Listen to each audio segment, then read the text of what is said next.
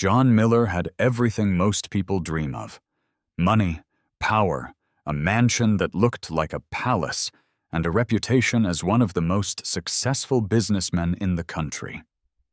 To his employees, he was a genius. To his board of directors, he was a golden ticket. To the media, he was the face of ambition. But to his son, Ethan, John Miller was almost a stranger. From the day Ethan was born, John promised himself that all his sacrifices were for his family. Every late night at the office, every trip across the world, every deal that consumed his time. It was all so his wife and son would never have to struggle the way he did growing up. He believed that missing a few dinners, a few school events, even a few birthdays, was a small price to pay for securing their future. But the truth was, those few moments became years. Ethan's first birthday? John was in Tokyo signing a contract. He sent a gift, a gold-plated toy car, but by the time it arrived, the party was over. Ethan never played with it. On his third birthday, John promised he would be home in time. His wife baked a cake, decorated the living room, and Ethan sat by the window, clutching a balloon, waiting. Midnight passed. John didn't walk through the door. The next morning, Ethan blew out the candles alone, whispering a wish he never told anyone. By his 6th birthday, Ethan stopped asking. He just drew a picture, himself with a cake and candles, standing beside a tall man in a suit. He taped it to the fridge, hoping his father would at least notice it when he came home. John walked past it 3 times that week without ever looking. His wife tried to cover the silence. She told Ethan, "Daddy works hard so we can live in this house." Daddy loves you very much. But even she couldn't ignore the way their son's smile faded each year. John, of course, noticed in fleeting moments. A look of disappointment in his wife's eyes when he announced another trip. A forced smile from Ethan when John handed him an expensive toy instead of his presents. But John buried those feelings under the weight of his ambition. There will be time later, he told himself, when the company stabilizes. When I'm not needed in every meeting, when I finally make enough. But later never came. And so the years passed. Ethan turned 7, then 8, then 9. Each year, another birthday without his father. Each year, another card written in childish handwriting, left unopened on John's desk. Each year, another note left on the fridge that John never stopped long enough to read.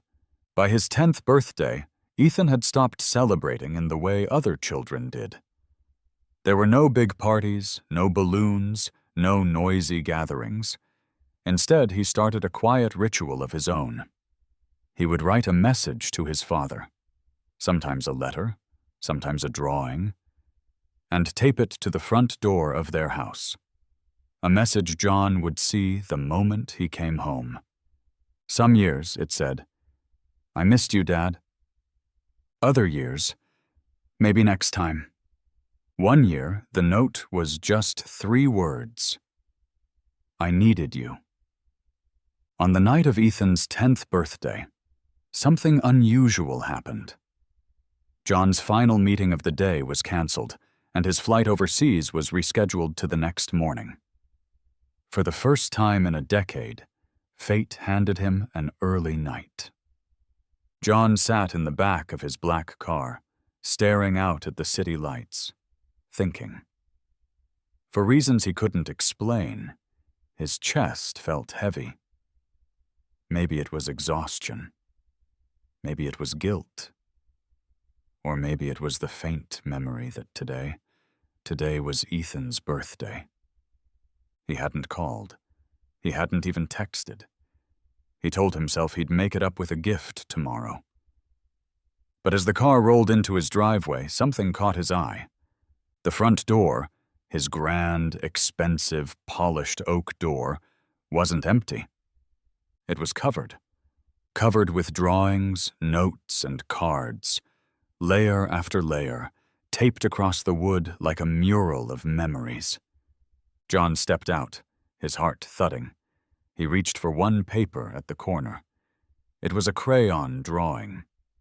A boy holding a balloon, standing next to a cake. Beside him was a tall figure with a blank face. Above it, written in uneven letters, "Maybe next year." His throat tightened. He pulled another note. "Happy birthday, Daddy.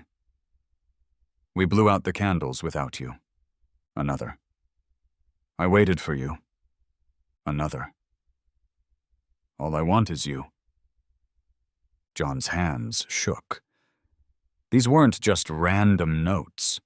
These were years of birthdays. Years of moments he had chosen work over his own child. And taped across his door, his son had given him what he'd missed.